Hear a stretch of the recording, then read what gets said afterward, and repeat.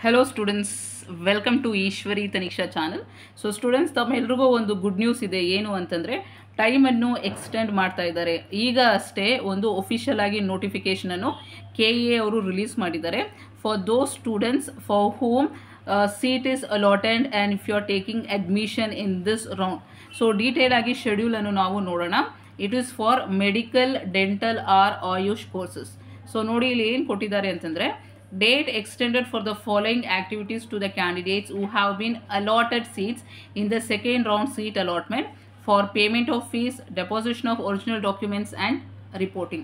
So as per previous schedule ನೀವು ನೋಡೋದಾದರೆ 26th ವರೆಗೂ ಟೈಮ್ ಕೊಟ್ಟಿದ್ರು, ಬಟ್ ಈಗ 27th ವರೆಗೂ ಎಕ್ಸ್ಟೆಂಡ್ ಮಾಡಿದ್ದಾರೆ.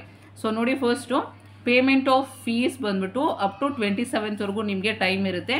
ಟಿಲ್ ವರ್ಕಿಂಗ್ ಅವರ್ಸ್ ನೀವು ಫೀಸನ್ನು ಪೇ ಮಾಡ್ಬೋದು. Next deposition of original documents at KEA. So students, ನೀವು ಒನ್ಸ್ ಫೀಸ್ ಪೇ ಮಾಡಿದ ಆದಮೇಲೆ ನೀವು ಒರಿಜಿನಲ್ ಡಾಕ್ಯುಮೆಂಟ್ಸನ್ನು KEAದಲ್ಲಿ ಸಬ್ಮಿಟ್ ಮಾಡಬೇಕಾಗುತ್ತೆ.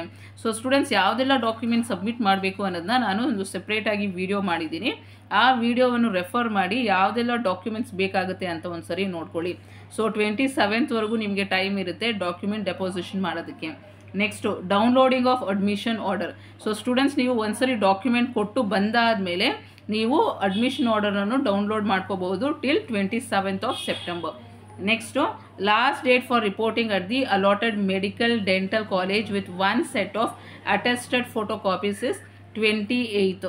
ಸೊ ನಿಮಗೆ 28th ಲಾಸ್ಟ್ ಡೇಟ್ ಆಗಿರುತ್ತೆ. ಟಿಲ್ 5:30 PM ವರೆಗೂ ನಿಮಗೆ ಟೈಮ್ ಇರುತ್ತೆ to report to the college. So ಇದನ್ನು ಒಂದ್ಸರಿ ನೋಡಿಕೊಂಡು ಶೆಡ್ಯೂಲನ್ನು ನೋಡಿಕೊಂಡು according to that you have to plan. So plan ಮಾಡಿಕೊಂಡು ಕರೆಕ್ಟಾಗಿ ಡಾಕ್ಯುಮೆಂಟನ್ನು ಸಬ್ಮಿಟ್ ಮಾಡಿ ನೀವು ಕಾಲೇಜ್ಗೆ ಹೋಗಿ ರಿಪೋರ್ಟ್ ಮಾಡ್ಕೋಬೇಕಾಗುತ್ತೆ. All the very best students.